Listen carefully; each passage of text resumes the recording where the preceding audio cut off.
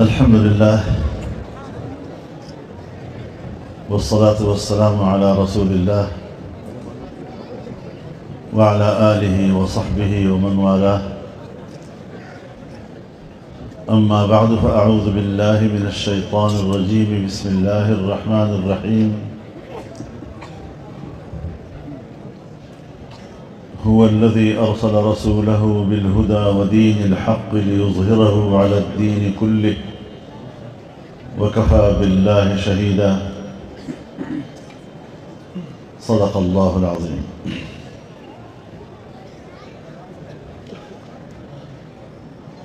برادر مکرم حضرت مولانا محمد حنیف جالندری صاحب، حضرت مولانا فضل الرحمن درخواسی صاحب، حضرت خواجہ خلیل احمد صاحب دامت برکاتہم العالیہ، اسٹیج پر موجود اکابر علماء کرام، فضلاء کرام، بزرگان ملت، میرے دوستوں اور بھائیوں،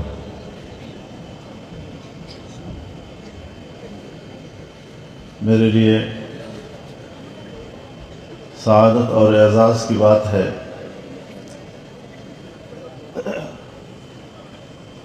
کہ جامعہ خیر المدارس کے فضلاء کی دستار بندی کی تقریب میں خود کو آپ کے ساتھ شریک پا رہا ہوں۔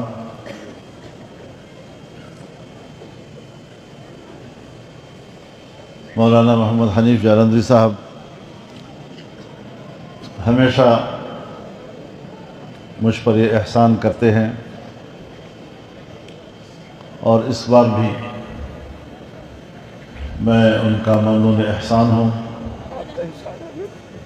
کہ مجھے انہوں نے اس مبارک علمی، روحانی اور دینی اجتماع میں شرکت کی سعادت سے نوازا ہے۔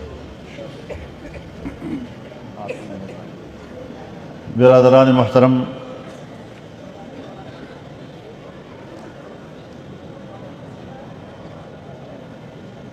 جب تک انسانیت ہے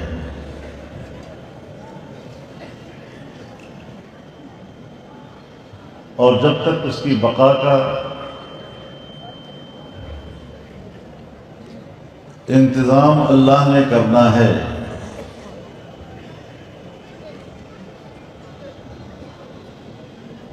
تو اپنے دین کی حفاظت کے لیے اللہ تعالیٰ نے آپ کو وسیلہ اور سبب بنایا ہے۔ انسانوں میں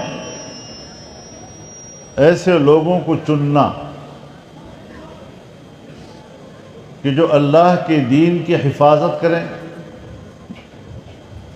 اللہ کے دین کو اگلی نسلوں کی طرف منتقل کریں،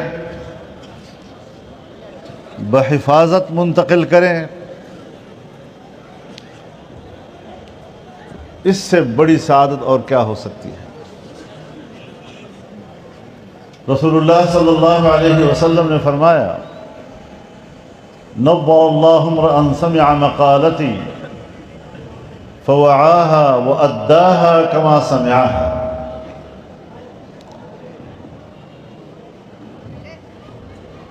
اللہ تعالیٰ نے اس کو تر و تازہ کیا جس نے میری بات سنی، پھر میری بات کو یاد کیا، پھر جیسے سنا تھا اسی طرح دوسروں تک پہنچایا۔ اب جیسے سنا تھا اسی طرح دوسروں تک پہنچایا، اس سے اندازہ لگائیں کہ یہ کتنی بیش قیمت ایک نعمت ہے جو اللہ رب العزت نے ان نوجوانوں کو عطا کی۔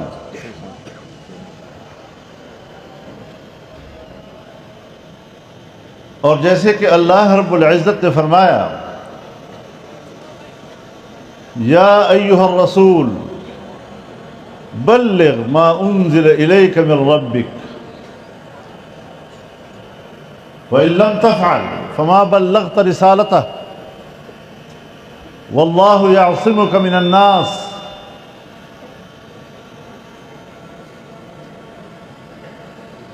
والله لا يهدي القوم الكافرين۔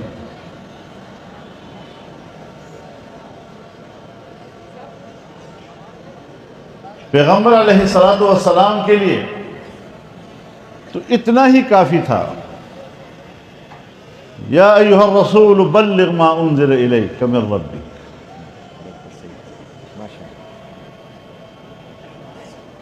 جو اللہ نے اور تیرے رب کی طرف سے تجھ پر نازل ہوا وہی لوگوں تک پہنچاؤ۔ اللہ کی وحی میں رد و بدل کرنا تو رسول اللہ کو بھی اس کی اجازت نہیں تھی صلی اللہ علیہ وسلم۔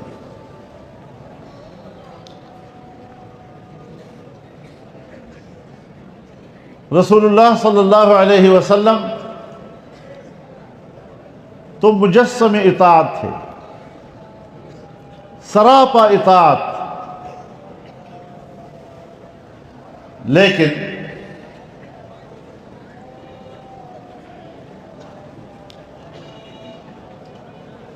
اللہ رب العزت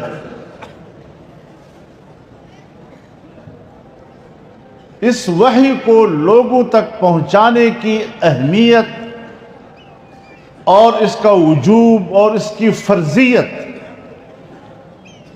کا احساس دلانا چاہتے ہیں۔ وَإِن لَّمْ تَفْعَلْ فَمَا بَلَّغْتَ رِسَالَتَهُ، اگر آپ نے کچھ بھی کوتاہی کی تو مقصد رسالت فوت ہو جائے گا۔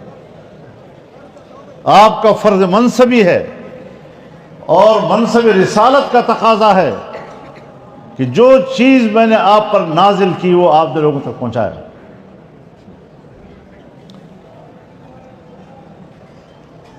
یا اللہ میں تیار ہوں، جس طرح آپ کا حکم ہے لوگوں تک پہنچاؤں گا، لیکن میں جو لوگوں تک آپ کی بات پہنچاؤں گا تو اس کے بدلے میں تو آزمائشیں آئیں گی۔ وقت کے حکمرانوں کو میں نے چیلنج کرنا ہے،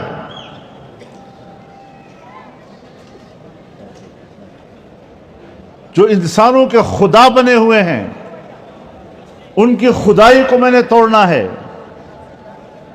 اور تیری خدائی لوگوں سے منوانی ہے، اس کے دلوں میں ڈالنی ہے۔ انسان اور پھر انسانوں میں بھی حکمران سب کچھ برداشت کر سکتا ہے، لیکن اگر آپ نے اس کے اقتدار کو چیلنج کیا یہ قابل برداشت نہیں۔ آپ کی عبادت کو برداشت کر لے گا، آپ کی تسبیحات کو برداشت کر لے گا، دعوت و تبلیغ کو برداشت کر لے گا، درس و تدریس کو برداشت کر لے گا، لیکن اگر حکمران کے مقابلے میں میدان میں اتر کر آپ نے اس کے اقتدار کو چیلنج کیا تو یہ کبھی بھی تاریخ انسانی اس بات کی گواہ ہے کہ حکمرانوں کے لیے یہ برداشت نہیں ہوا۔ انبیاء تک کو شہید کر دیا گیا، ان کے جسموں کو آروں سے چیرا گیا، اس پاداش میں کہ اگر انسانیت پیغمبر کی دعوت کو قبول کرتا ہے تو انسان کی حاکمیت اور بت کی حاکمیت وہ ختم ہو جاتی ہے۔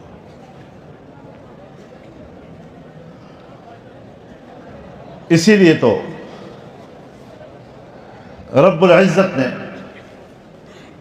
انسان کی کامیابی کے 4 بڑے اصول بتائے۔ اگر یہ 4 اصول انسان قبول نہیں کرے گا تو خسارے میں ہے۔ ان الانسان لفی خسر، الا الذین آمنوا، پہلی چیز ہے ایمان، ایقان، اتقان، قلب کا عمل ہے۔ اور جب ہم اشہدو کہتے ہیں تو یہ دل کی طرف سے کہتے ہیں کہ میرا دل گواہی دیتا ہے، زبان سے تو صرف اظہار ہوتا ہے۔ اگر دل میں یقین نہ ہو اور زبان پر آپ کہیں کہ خدا ایک ہے تو وہ رسول اللہ کا متبع نہیں ہے، وہ عبداللہ ابن ابی کا متبع ہوتا ہے۔ اور دوسری چیز عمل صالح، عمل صالح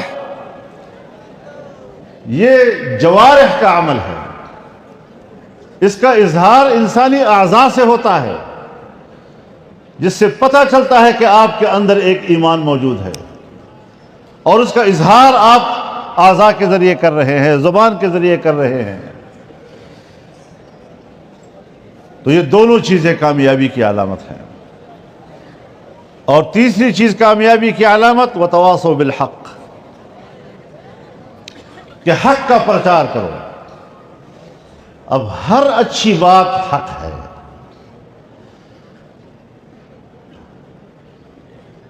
کسی کو آپ روٹی کھلانے کی ترغیب دیں، یہ بھی حق ہے۔ کسی کو آپ مدرسے کے لیے چندے کی ترغیب دیں تو وہ بھی تو حق ہے۔ لیکن وتواصوا بالحق، اس میں حق مطلقاً ذکر ہوا ہے، اور جو لفظ علی الاطلاق ذکر ہو تو خارج میں اس کا فرد کامل مراد ہوتا ہے۔ اب حق کا فرد کامل کیا ہوگا؟ تو تعرف الاشیاء باضدادها،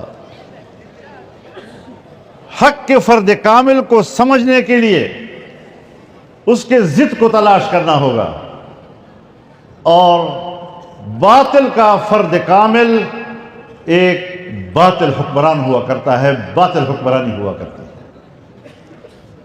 سو یہاں پر وتواصوا بالحق سے مراد وہ حق ہے جو باطل حکمران کے مقابلے میں بولا جاتا ہے۔ اور اس کی دلیل ہے، محض دعویٰ نہیں ہے کہ یہاں الحق سے مراد اس کا فرد کامل ہے، فرد کامل کو سمجھنا ہے اس کے ضد سے، ضد حکمران باطل حکمران ہے، تو تبھی ہم حق کو ایک فرد کامل سمجھتے ہیں، باطل کے مقابلے میں کلمہ حق بلند کرنا۔ اور دلیل یہ ہے وتواصوا بالصبر، کہ صبر سے کام لینا ہے۔ آزمائشیں آئیں گی، تکلیفیں آئیں گی، تو استقامت کی ضرورت ہوگی، تو مقابلہ کرنے کے آپ کے اندر عزم ہوگا۔ تو اگر آزمائشیں برداشت کی ہے تو انبیاء کرام نے برداشت کی ہے۔ اشد بلاء ثم الامثل فالامثل۔ اب آپ نے ساری زندگی ایک ہی سبق پڑھا ہے، العلماء ورثۃ الانبیاء۔ اشد بلاء الانبیاء، یہ بھی پڑھے۔ تو جب آزمائشیں آئیں گی تو باطل کی طرف سے آئیں گی، اور ہر باطل، محلے کا کوئی غریب آدمی وہ تو آپ کو جواب ہی نہیں دے سکتا۔ وہاں پر وتواصوا بالحق کے مقابلے میں وتواصوا بالصبر آگے لانا اس کی تو ضرورت ہی نہیں ہے۔ حق وہ کہ اس کے مقابلے میں آزمائشیں آئیں تو حکمرانوں کی طرف سے آتی ہیں، اور وہاں پر آپ کو پھر استقامت کا مظاہرہ کرنا ہوتا ہے، ڈٹ کے کھڑا ہو جانا ہوتا ہے۔ لیکن دین اسلام حکمت کا نام ہے، یہ بھی نہیں کہ بس وہ آپ پنجاب میں کس طرح کہتے ہیں انیوا نہیں، حکمت کے ساتھ۔ قرآن کریم جگہ جگہ پر الکتاب والحکمہ، یہ دو الفاظ اکٹھے ذکر کرتا ہے، لیکن جب قرآن سے نیچے آپ رسول اللہ صلی اللہ علیہ وسلم کی حیات طیبہ میں آتے ہیں تو وہی الکتاب والحکمہ الکتاب والسنہ میں تبدیل ہو جاتا ہے۔ یعنی رسول اللہ صلی اللہ علیہ وسلم کی پوری حیات طیبہ وہ حکمت سے معمور تھی. وَمَنْ يُؤْتَ الْحِكْمَةَ فَقَدْ أُوتِيَ خَيْرًا كَثِيرًا.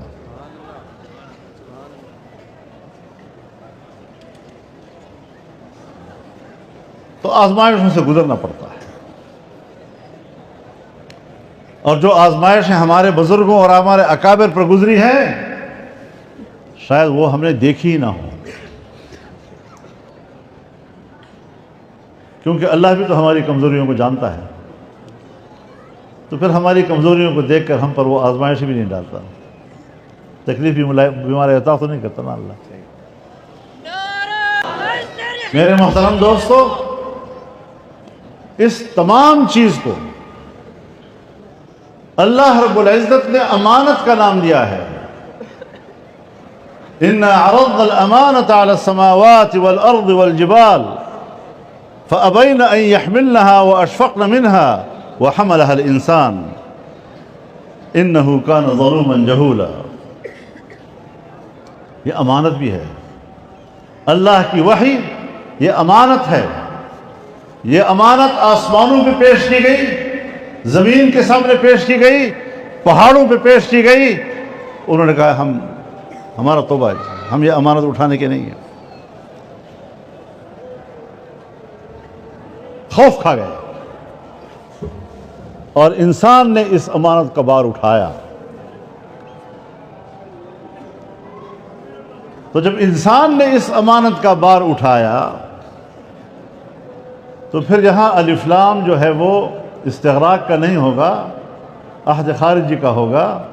خاص لوگ انسانوں میں اللہ اس امانت کے لیے چنتے ہیں اور انہی کو اللہ تعالیٰ قوت عطا کرتا ہے کہ اتنے بھاری بھرکم امانت کو اٹھا لیتے ہیں. اپنے ساتھ ذرا سوچ لو، اب بھی وقت ہے گریبان میں سوچ لو کہ یہاں آپ نے دستار باندھے ہیں تو پھر یہ بڑی امانت کو بھی اٹھانے کے لیے تیار ہو جاؤ. إِنَّهُ كَانَ ظَلُومًا جَهُولًا. اب یہاں تو مقام مدح کا ہے، لیکن صفت ذم کے ساتھ پکارا اس کو.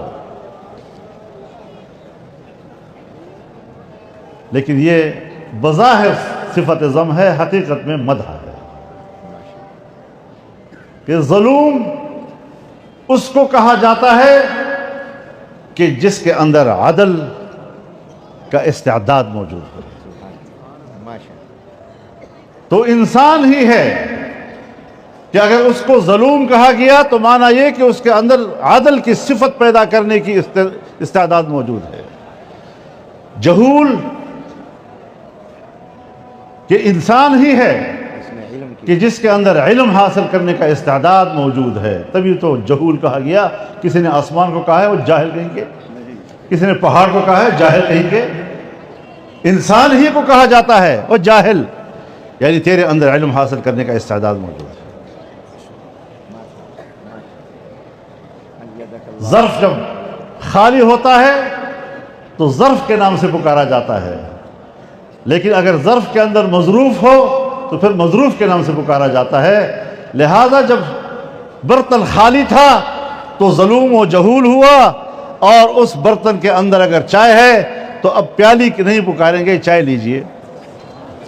اگر گلاس ہے تو اگر اس کے اندر شربت ہے تو آپ یہ نہیں کہیں گے کہ گلاس لیجئے، شربت لیجئے، 7 اپ لیجئے، جوس لیجئے، یہ انار لیجئے، سیب لیجئے. تو ظرف کے مظروف کے نام سے پکارا جاتا ہے. جی سب چیزوں کے نام سن کے منہ میں بھی پانی. مولانا فرما رہے ہیں کہ ہمارے تو منہ میں پانی آ گیا مظروف کے نام سن سن کے. اگر شربت، انار، سیب ان کا نام پکار کر منہ میں پانی آتا ہے تو جس ظرف کے اندر قرآن آئے گا، جس ظرف کے اندر حدیث آئے گا، جس ظرف کے اندر اللہ کا دین آئے گا، آپ بتائیں کہ اس سے بڑی لذت کی چیز اور ہو سکتی ہے کوئی چیز؟ تو وہ نعمت اور وہ لذت اللہ نے آپ کو عطا کر دی. اب میں ان لوگوں سے کہنا چاہتا ہوں کہ جو اس دکان پہ ڈاکہ ڈالنے کی کوشش کر رہے ہیں، جس کے اندر اتنی لذیذ چیز موجود ہے جو روح کو سکون بخشتی ہے، اور روح کی ایک الگ دنیا ہے۔ جیسے آپ حج پہ جائیں نا تو حج کی تکلیف اتنی زیادہ ہوتی ہے، تکان اتنا زیادہ ہوتا ہے کہ جسم ٹوٹ رہا ہوتا ہے، لیکن لذت، اور کبھی کبھی تو آدمی کہتا ہے کہ یار پھر تو نہیں آؤں گا، لیکن اس میں جو روح کو غذا ملتی ہے وہ اتنے عالی شان قسم کی غذا ہوتی ہے کہ جب اگلے سال پھر وہ موسم آتا ہے تو روح کہتا ہے پھر جاؤں، اس کو وہ لذت یاد آتی ہے، اس کا مزہ یاد آتا ہے، اور شوق اور بڑھ جاتا ہے۔ سبحان وعدہ وصل چو قریب آئے، آتش عشق تیز تر کر دے۔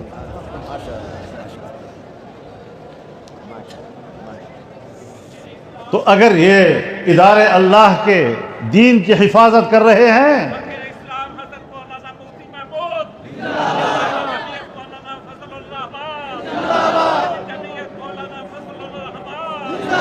تو یہ ادارے جب اللہ کے دین کی خدمت کر رہے ہیں، حکمرانوں سے کہنا چاہتا ہوں آرام سے بیٹھو۔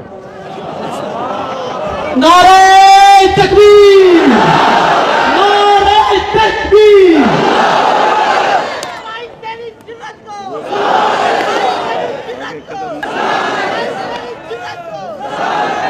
مدرسوں کو ختم کرنے کے تمہارے اندر کی جو حسرت ہے اس سے تمہارے جگر پھٹ جائیں گے، لیکن یہ حسرت آپ کی پوری نہیں ہو سکے گی۔ تیری بصیرت کو سلام ہے،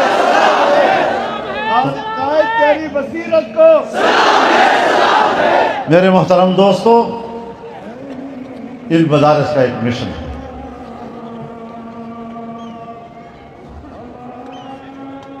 اللہ کا دین یہاں پڑھایا جاتا ہے، اور اللہ کا وہ دین جس کے بارے میں اللہ رب العزت نے فرمایا الیوم اکملت لکم دینکم واتممت علیکم نعمتی ورضیت لکم الاسلام دینا۔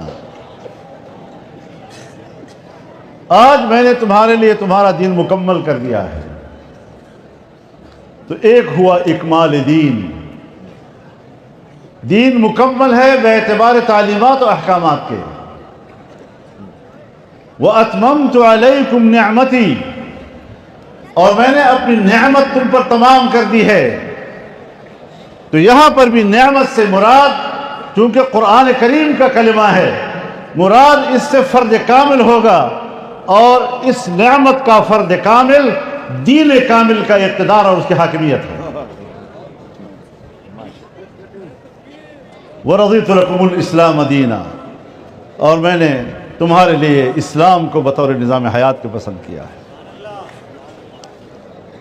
چنانچہ حضرت یوسف علیہ السلام کی قمیص جب حضرت یعقوب علیہ السلام کے پاس لائی گئی اور آپ کے چہرے پہ ڈالی گئی، فرتد بصیرہ، آپ کی بینائی واپس ہوئی، تو فوراً پوچھا کہ یوسف کو کہاں چھوڑ آئے ہو؟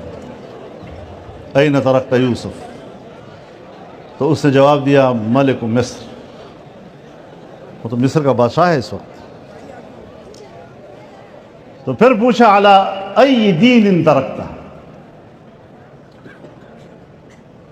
بادشاہ جب بن گیا ہے تو کیا نظام نافذ کیا اس نے؟ کہتا ہے ترکتہ علی دین الاسلام۔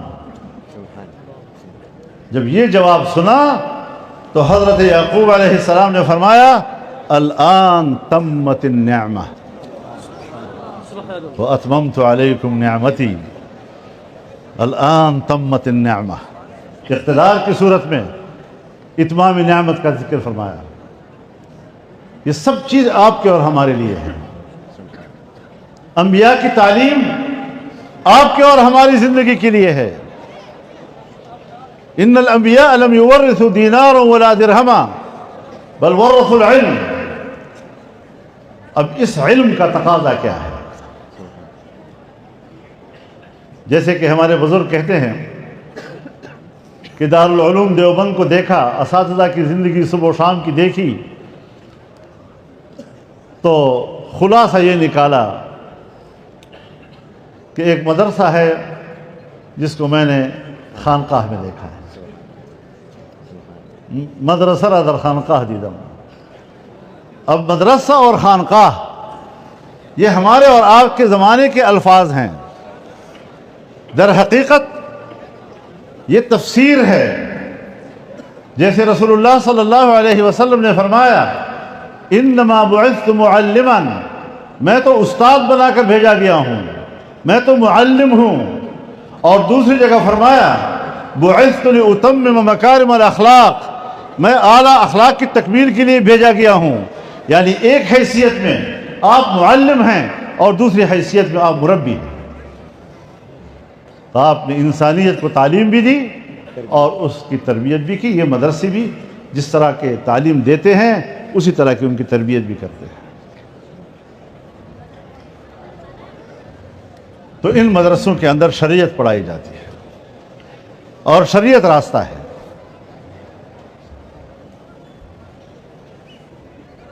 طریقت پڑھائی جاتی ہے.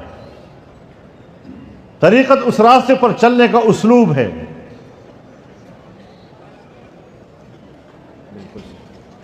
شریعت کو تعبیر کیا گیا ہے تعلیم الاحکام سے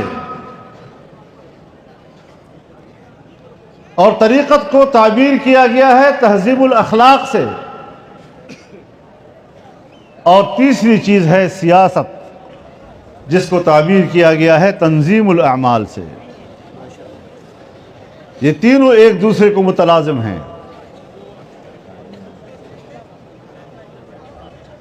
تعلیم الاحکام بھی، تہذیب الاخلاق بھی اور تنظیم الاعمال بھی، یہ تینوں متلازم ہیں اور یہ موالید ثلاثہ ہیں دین اسلام کے. ان تینوں سے واسطہ پڑے گا، کیونکہ سیاست اس راستے کے مشکل کو دور کرنے کا نام ہے. یہ مشکل راستہ ہے نا، سخت راستہ، گھاٹی، دشوار گزار راستہ. تو اللہ تعالیٰ نے بھی تو شریعت کی تعبیر دشوار گزار راستے سے کی ہے نا. فَلَقْتَحَمَ الْعَقَبَةَ وَمَا أَدْرَاكَ مَا الْعَقَبَةُ. جانتے ہو گھاٹی کیا ہے؟ گھاٹی، گھاٹی ہمیشہ دشوار گزار راستے کو کہتے ہیں. اور جب اللہ تعالیٰ نے یہ بیان شروع کیا اور عقبہ کی قسم کھائی اور پھر کہتا ہے تمہیں سمجھ ہے عقبہ کس کو کہتے ہیں، تو اس سے پہلے آپ نے ایک مقدمہ تیار کیا. مقدمہ یہ ہے کہ لقد خلقنا الانسان فی کبد، ہم نے انسان کو مشکل میں پیدا کیا ہے، تھکا ہارا. اور پھر کہتے ہیں ہم نے آپ کو ایک دشوار گزار گھاٹی میں اتارا ہے، یعنی شریعت کا راستہ اور مشکل راستہ. اب اس مشکل راستے کی جو ترجیحات اللہ رب العزت نے متعین کی ہیں، فضلاء کرام ذرا متوجہ ہوں اس طرف کہ اللہ رب العزت نے جو اس راستے کی ترجیحات کا تعین کیا ہے، لقد خلقنا الانسان فی کبد فلاقتحم العقبہ وما ادراک ما العقبہ. تو پہلی تقاضا اس راستے کا کیا ہے؟ فک و رقبہ، گردن چھڑانا. لیکن یہ قرآن کریم کے الفاظ ہیں، پورے کائنات کا احاطہ کرتے ہیں. تو گھروں کے اندر کے غلام کو آزاد کرنے سے لے کر قوموں کی آزادی تک کا اس میں پیغام ہے. تو سب سے پہلی چیز آزادی ہے، چاہے فرد کی ہو چاہے قوم کی ہو. او اطعام فی یوم ذی مسغبہ، بھوک میں کسی انسان کو کھانا کھلانا. اب یہ فرد کو کھانا کھلانے سے لے کر ملک کی خوشحال معیشت تک جائیں اس کے معنی میں. اور اس کے بعد مفلوق الحال طبقے ہیں، یتیم ذا مقربہ و مسکین ذا مطربہ. یتیم اور وہ بھی قرابت دار، مسکین جو خاک آلود ہے جس کے جسم پر کپڑے بھی نہیں. تو آزادی، خوشحال معیشت اور مفلوق الحال طبقوں کا خیال رکھنا، ان ترجیحات کو سمجھو. ثم کان من الذین آمنوا وتواصوا بالصبر وتواصوا بالمرحمہ اولئک اصحاب المیمنہ. تو اگر اصحاب المیمنہ بننا ہے تو ان ساری چار چیزوں کو سامنے رکھو. فک رقبہ او اطعام فی یوم ذی مسغبہ، यतीमन ज़ा मक़रबा व मिस्कीनन ज़ा मतरबा थुम्मा कान मिनल लज़ीना आमनू व तवासौ बिस्सब्र व तवासौ बिल मरहमा उलाइका अस्हाबुल मरहमा। तो कुरान करीम और दीन इस्लाम की तालीमात के इन पहलुओं को मद्देनज़र रखना पड़ेगा। और ये तालीमात कोई मेरी अपनी बनाई हुई नहीं हैं, ये हमारे अकाबिर की हैं जिनके हम नाम लेते हैं। अकाबिर ने दीन इस्लाम का ये तारुफ हमें कराया है। तो हमारे पास अगर शरीयत है तो उसकी भी सनद है।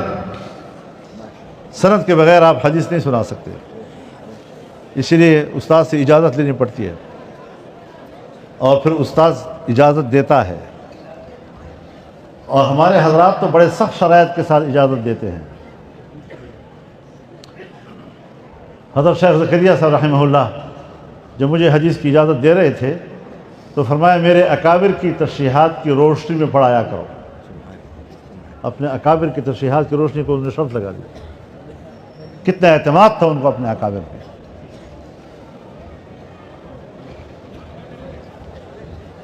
तरीक़त है तो वहाँ भी सनद है। सलासिल अरबा हैं या इसके अलावा सलासिल हैं तो सहाबा किराम तक सिलसिले पहुँचते हैं।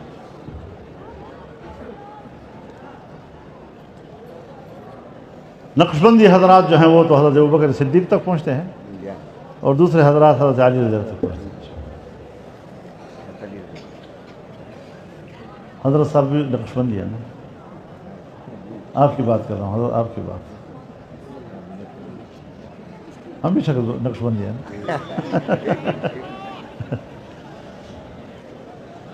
तो जिस तरह शरीयत में सनद ज़रूरी है, तरीक़त में सनद ज़रूरी है, सियासत में भी सनद ज़रूरी है।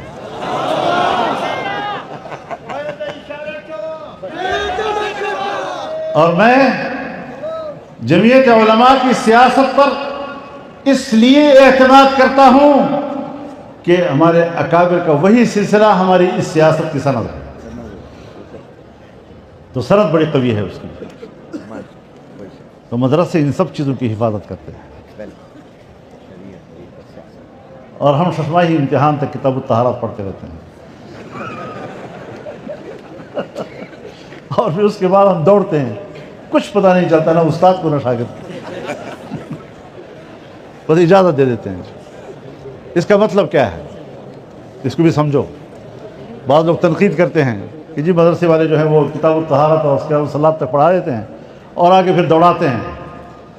हज़रत मौलाना अब्दुल हक साहब रहमहुल्लाह हमारे शेख, जब हम फारिग होते थे तो तलबा को नसीहत करते थे कि अब तुम समझोगे कि हम आलिम दीन बन गए हैं। तुम आलिम दीन नहीं बने, अब तुम्हारे अंदर आलिम दीन बनने का इस्तेदाद पैदा हो गया है। सो दौरे हदीस तक जब आप पहुँचते हैं और उस्ताद से इजाज़त लेते हैं, इसका माना यह है कि अब अगर आप इसके बाद आलिम दीन बनना चाहें तो अब आप बन सकते हैं। इस्तेदाद आ गई आपके अंदर। तो अल्लाह रब्बुल इज़्ज़त इन जामियात की हिफाजत फरमाए, इन मदारिस की हिफाजत फरमाए। और आज तो दुनिया कुफ्र बराह रास्त इस्लाम पर हमला हुआ है। यहाँ आपके स्टेज पर बात हुई फ़लस्तीन की, गज़ा की। कहाँ फ़लस्तीन पे क्या कुछ नहीं हो रहा, अफ़गानिस्तान में क्या कुछ नहीं हुआ, कश्मीर में क्या कुछ नहीं हुआ।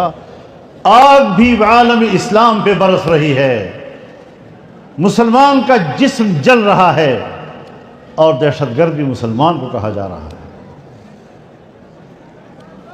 और दूर का दुश्मन अगर वो मेरे खिलाफ होता मुझे इतना एहसास न होता, लेकिन उसका खंजर है मेरी गर्दन पर। जिस मुहाफिज ने मेरे दुश्मन से ढाल बनना मुझे बचाने, उसे ढाल बनना था, हमारी हिफाजत करनी थी, लेकिन वो हमारी हिफाजत करने की बजाय खंजर निकाल कर वो भी हमें मार रहा है।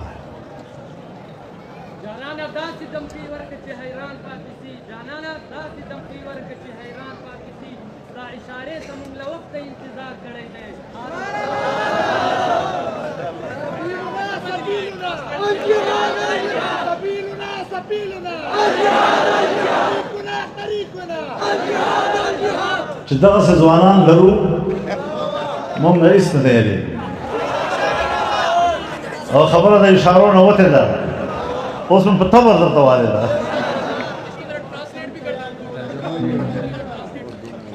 یہ جو جذباتی شعر پڑھا ہے انہوں نے تو میں نے کہا کہ ہمیں ایسے ہی جوانوں پہ فخر ہے اور آپ ہی اب مستقبل ہیں اور اس دین کی حفاظت اب آپ نے کرنی ہے اور بڑی جرت کے ساتھ کرنی ہے ڈرنا گھبرانا نہیں ہے اسلام اور خوف اکٹھے نہیں ہو سکتے اسلام اور بزدلی اکٹھے نہیں ہو سکتے